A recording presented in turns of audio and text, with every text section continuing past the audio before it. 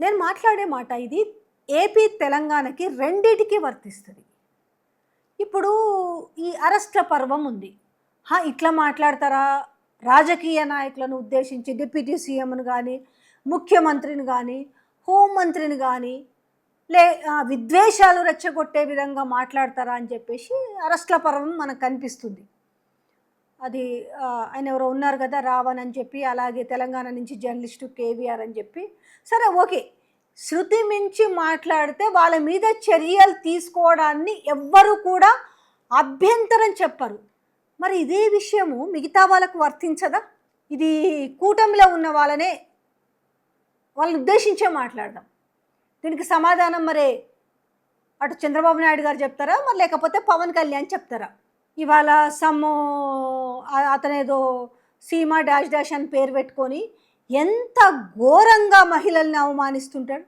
పేరుకు నేను వైసీపీ అని చెప్పేసి వైసీపీ కండవా వేసుకొని రోజు రోతపు నికృష్టపు మాటలు మాట్లాడుతుంటే ఎందుకుండవు చర్యలు? ఓహో, ఎందుకంటే కూటమికి పాజిటివ్గా మాట్లాడుతున్నాడు కదా, అంతే కదా. మరి ఇంకొక అతను ఏదో జబర్దస్త్లో చేసిన అతను ఏదో ఉన్నారు కదా, అతను రోజు ఎంత నీచంగా మాట్లాడతాడంటే దట్టు మహిళలు. మరి అతను మాట్లాడుతున్న మాటలు కనపడతలేవో, చెవులకు వినపడతలే. అంటే కళ్ళుండి మీరు కబోదులేరా? చెవులలో సీసాలు ఏమన్నా పోసుకున్నారా? మరి సేమ్ ఉండాలి కదా. ఇప్పుడు వాళ్ళు విద్వేషాలు రేకెత్తించే విధంగా మాట్లాడిరు, ఎస్, అది తప్పే.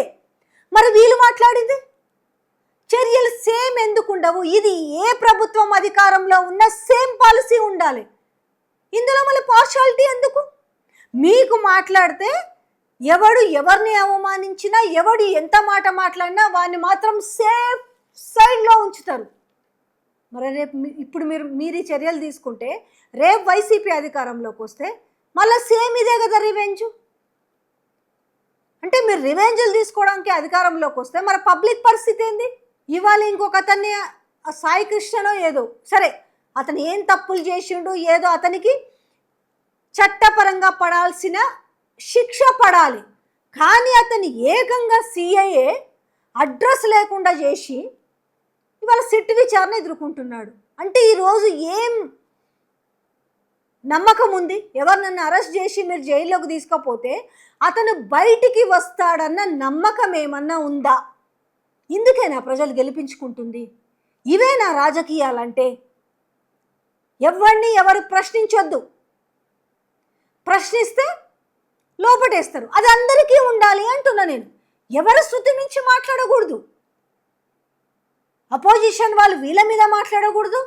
మీరు పెంచి పోషించుకున్న వెధవలు కూడా మాట్లాడకూడదు కదా. మరి దాన్ని ఎందుకు మీరు సమర్థిస్తున్నారు? ఈ మాట్లాడే కొంతమంది సోకాల్డ్ వాళ్ళు మాట్లాడుతున్న కళ్ళలు జిల్లడి పాలు కొట్టుకున్నారా? దీని గురించి ఎందుకు మీరు ప్రశ్నిస్తలేరు? నేనేమో చెడ్డగా మాట్లాడిన వాళ్ళు కూడా వెనకేసుకు రావట్లేదు. ఎవడు మాట్లాడినే తప్పే కదా. వాళ్ళిద్దరు దున్నపోతుల్లాగా ఆడవాళ్ళని అంత ఘోరంగా మాట్లాడుతుంటే మరి ఎందుకు దాని మీద అరెస్టులు ఉండవు? కేసులు పెట్టినా కూడా ఎందుకు ఎఫ్ఐఆర్ అవ్వదు? సేమ్ తెలంగాణలో కూడా ఉంది. ఇప్పుడు కాంగ్రెస్ పార్టీకి సంబంధించిన వాళ్ళు కాంగ్రెస్ పార్టీ అని ముద్ర ఉంటే వాళ్ళు ఏం వాగినా కూడా ఈరోజు ఎక్స్లో చూస్తుంటే ప్రతిపక్ష లీడర్లని ఎంత ఘోరంగా క్యారెక్టర్ అసాసినేట్ చేస్తూ, బాడీ షేమింగ్లు చేస్తూ, వాళ్ళకు రకరకాల పెట్ నేమ్స్ పెడుతూ, విచక్షణ మర్చిపోయి పోస్టులు వేస్తుంటే కళ్ళు కనపడతలేవా మరి ఈడున్న ప్రభుత్వానికి కూడా? ఇది అదే మరే ఎవరన్నా అధికార పార్టీలో ఉన్న వాళ్ళ మీద ఇంకెవడన్నా పెడితే మాత్రం వాన్ని తీసుకుపోయి లోపటేస్తారు. మరి వాంది తప్పైనప్పుడు వీళ్ళది ఎందుకు తప్పవదు? సేమ్ శిక్షలు ఇద్దరికీ ఉన్నప్పుడు మిగతా వాళ్ళందరూ సెటిలైట్ అవుతారు. ఇలా మాట్లాడకుండా నోరు అదుపులో పెట్టుకొని ఓకే, నేను ఇంతవరకే మాట్లాడాలి, నా పరిధి ఇంతే ఉంది, కొంచెమన్నా సిగ్గుండాలి అనేసి ప్రజలు అంటున్నారు. ఎట్లా తయారైపోయిందంటే ప్రజలకు ఈరోజు పోలీసు వ్యవస్థ మీద నమ్మకం లేకుండా పోయింది. పోలీసులు ఇంత తెగింపు చర్య చేస్తున్నారంటే కేవలం వెనకాల ఎవరు లేకుండానే చేస్తున్నారా?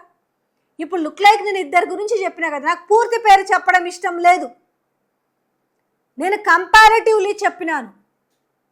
ఒక ఇద్దరిని తీసుకుపోయి రిమాండ్కి తీసుకొని కస్టడీకి తీసుకొని ఒక దిక్కుకెళ్ళి జడ్జి బెయిల్ ఇస్తున్నా కూడా మళ్ళీ పదే పదే కేసు పెట్టి పదే పదే అరెస్ట్ చేస్తున్నప్పుడు వీళ్ళకి ఎందుకు మరి కొమ్ముకు వస్తున్నారు? ఎంత నీచంగా మాట్లాడుతున్నారు. కానీ ఇది మంచి పద్ధత. సరే రేపు కూటమి రాదు, వైసీపీ వస్తుంది, నేను ఎగ్జాంపుల్ చెప్తున్నా, ఏదన్నా జావని ఏదన్నా రాని నాకు సంబంధం లేదు, మళ్ళీ రివెంజ్ పాలిటిక్సే కదా.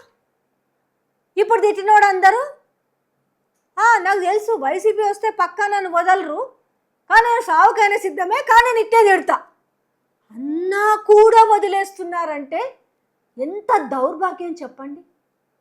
ఏం రాజకీయం ఇది? నీచ రాజకీయాలకు తెరలేపిండ్రు.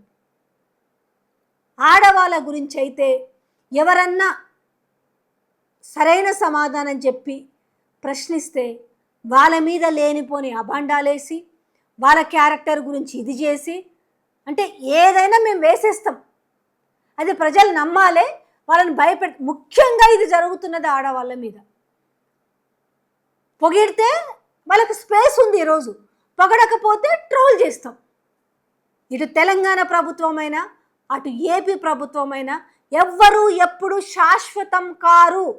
చరిత్ర చెప్తుంది కదా, పదవులు శాశ్వతమా? మన వైసీపీ వాళ్ళున్నారు, ఇలా కూటమి వచ్చింది, రేపు మళ్ళీ వైసీపీ రావచ్చు, ఇంకెవరైనా రావచ్చు, ఈడైనా కూడా అంతే కదా. బీఆర్ఎస్ పోయింది, కాంగ్రెస్ వచ్చింది, కాంగ్రెస్ పోయి మళ్ళీ బీఆర్ఎస్ రావచ్చు. సో అంటే ఎవరిది అధికారం ఉంటే మేము అధికారం మదం చూపించుకుంటామని మాట్లాడే కుక్కలకి మీరు ఇట్లా ఈ రకమైన ఫీడ్ వేస్తామంటే ఆ కుక్కలు అట్లే మరుగుతుంటాయి కదా. అన్ని కుక్కల్ని మరి పిచ్చి కుక్కల్లాగా ట్రీట్ చేసి ఇట్లా మాట్లాడే వాళ్ళకు ఒకే రకమైన ట్రీట్మెంట్ ఇవ్వాలి. కానీ కొన్నిటి మాత్రం మేము లోపటేస్తాం. మా కుక్కలు ఎట్టని ఎంతమందినన్నా కరవని, ప్రక్కి రాకని చంపని, మేము వీటిని మాత్రం దగ్గరకు ఎత్తుకొని దువ్వుతాము అనే పరిస్థితి ఉంది. సిగ్గుపడాల.